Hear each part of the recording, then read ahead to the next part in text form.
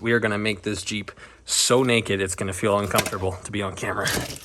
Warning, the following contains actions performed by idiots. What you're about to view should not be taken as factual or educational. For further questions, please refer to your Google.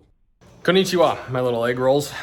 We have a lot to unpack in this video. Some of it, if you're new to the channel, isn't not super relevant. It's not super exciting because you don't know me or what we got going on. So I'll put that at the end of the video, but it does involve us getting a new shop a couple doors down, twice the size, it's twice the money. There's a lot involved. So I'll go over that at the end.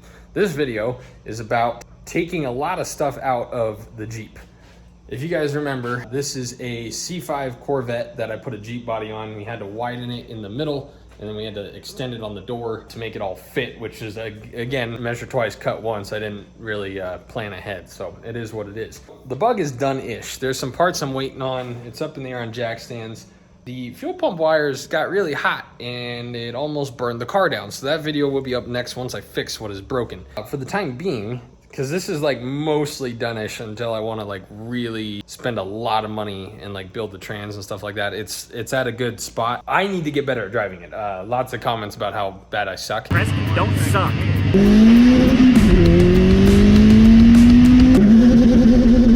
I've been trapped in a shop for 3 years with a welder. Where did you expect me to practice driving at a drag strip? Anyways, let me show you what we got going on the inside of this thing, and you'll understand why I'm pretty excited for this. So, down in yonder, thus below the steering wheel, we have a collective mess of wires everywhere. Most of this is body control wiring, and as you can see, we no longer need, because I don't have any body controls. I don't even have a window in any fashion of the imagination. This I called Jamie from the great PFI Speed to confirm what I thought I already knew, which was basically I can rip out absolutely every bit of wiring. The Holley setup that I'm going to get is going to replace all of the wiring for the engine to run on its own, and then we'll just have to wire in relays for the fuel pump and put that on a switch. Headlights, taillights, fans. I don't know if we can still use the ignition setup that I have because there is a button on it. We just need to wire in like 5 things. So I get to rip out absolutely every bit of wiring in this, and I'm gonna do so in a nice fashion, so in case we need any of it, I can go back to it, but I don't think we're going to, so I'm gonna rip it all out. It's gonna suck, actually, but I'm pretty excited. A proper step one of this debacle would be to get rid of all the stuff inside of the stuffs.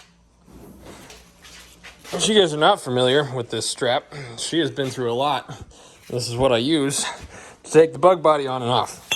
For the first time ever, I had to use moving blankets, put the bug body back on, because it's finally nice and painted, and I've never had to care about that before. Voila. How did I get 6 moving blankets? Oh no. That's not a good start. My nice new rails and all the fittings spilled onto the floor. That dust has been here so long that it has turned into a small layer of concrete. That's bananas. This is the ECU, fuse box. Is this body control module, perhaps? We are gonna make this Jeep so naked, it's gonna feel uncomfortable to be on camera. More stuff. Before I get started, Booster Boys just K-swapped a Miata. You guys don't know, this is a Miata. It's kind of got my head thinking, so let me know what you think we should put in that.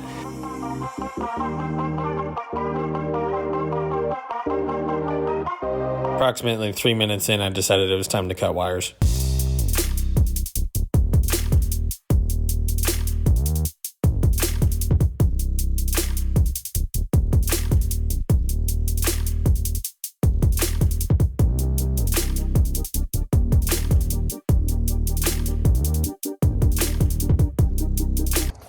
Okay, all this in here, bueno, minus the big power.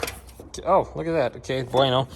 This one goes all the way to the battery right there. I was gonna have all this pretty much out, but of course there's one freaking wire that goes underneath the intake manifold, or so it appears. Don't spill on my paint.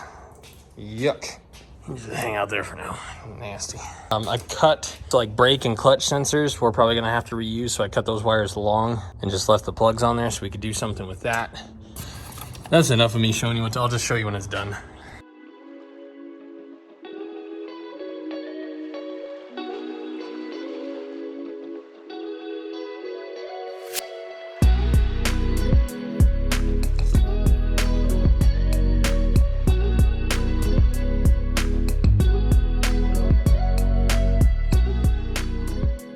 After all these are painted and done and I get the paycheck from this, we should have enough money to buy Holly. I'm gonna recap kind of what we got and what we need, and we're gonna see how this moves forward. For the fuel system, I had to use some of this line, which is the return line for the Bug.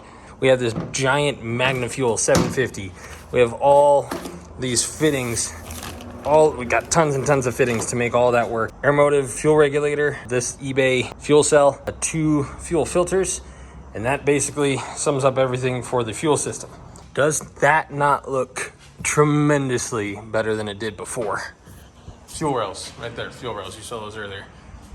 No joke, guys, this is probably almost like 40 pounds.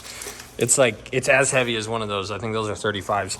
So it's, there's definitely some girth in there. Under here looks pretty good too. There's that big fat loom that goes underneath into the all the way back to the trains and the diff and stuff. I just cut that off. We're probably gonna not need it, or if not, I just screwed up. This is my janky ABS delete from a couple years ago, so we're gonna see. Well, I'll go into that later. Point is, all the wires are out. We're gonna do water to air intercooler right about here, because that's about all the room we have. Make a dash. This still needs to be finished up. Gotta weld this seam and smooth it out and make that look all nice. Build some support underneath here, so I'll probably do that next round while we're waiting on some stuff to show up. These doors, I think I'm just gonna make a little bracket that bolts on so they're just always shut, because it's very easy to just step into this thing and sit down. Since this bar is right here, this is gonna have to get redone too, but we don't need to redo this for burnouts, so we're gonna just focus on getting it running and driving well with the turbo. And I have a bar that goes straight out to here, matches the curvature of the windshield, and then goes down. Finally, now that that is done, we can start focusing on this. The other shop that I'm wanting to get, we have a couple things to discuss, and I would really appreciate your guys' opinions. So this shop is right there. My shop is 1,200 square feet. It's laid out pretty well. It's nice and open. It's 1,200 square feet. I paid $1,200 a month. That one is $2,250, and I don't know what the price is yet. I don't know if I'm gonna get a little bit of a deal. I don't know if the market has gone up, so it's gonna be more than $1 a square foot. But here in Denver, the housing and real estate and everything is dumb.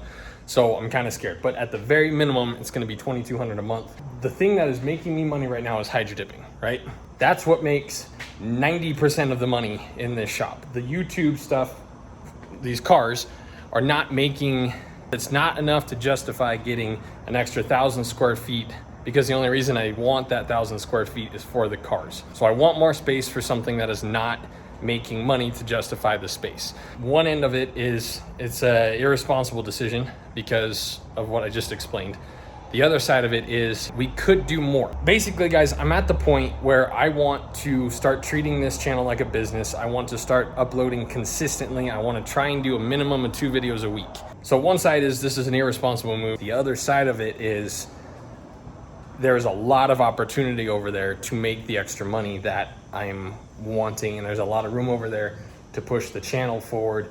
My plan is these 3 here, I'm gonna keep until I die. I have too much time in them. I've learned a lot on them. Very proud of each one of them. What I'm thinking from here on out, and this'll vary because you guys know me, I like to keep things. But what I wanna do is from here on out, build stuff that I want to build, but with the intent of reselling. So build stuff that I like, that I'm into, that I'm gonna have a blast doing, drive it for a month, enjoy it, and then sell it. Like right now, the video you're gonna see probably next week, I bought another vehicle. We have a lot of plans for it, and so I'm pretty torn right now on what we're gonna do with it, because if I went just my route of doing like what I did on the Bug or the Jeep, I don't think people would want to buy it. And make content, grow the channel, and then at the end of the car build, I can get a paycheck for it. That would be a better business plan than what I'm doing now, currently. Probably roughly another month before that is available. So in the meantime, I'm gonna try and do more videos and just kind of see if this new formula I have in my head is worth it. Let me know what you guys think. I know a lot of you guys have been waiting on it. I should have, like I said, I should have the money to buy Holly after I get paid for those parts in there. So we'll get moving on that. See, there's a Cletus in Cars in November, I think. And about a year ago, our goal was to make it to a Cletus in Cars. And obviously we're not even close. That's the goal. I'm not gonna rush anything. I'm gonna just do it nicely. And when it's done, it's done. But that's kind of what I'm shooting for. So let me know what you guys think. And we'll see you in a couple days with the Bug video. You saw it almost burned to the ground. So that'll be up in a couple days. And then next week, I'll show you the vehicle that I've already started to destroy. And that's all I got for you. Thanks for watching.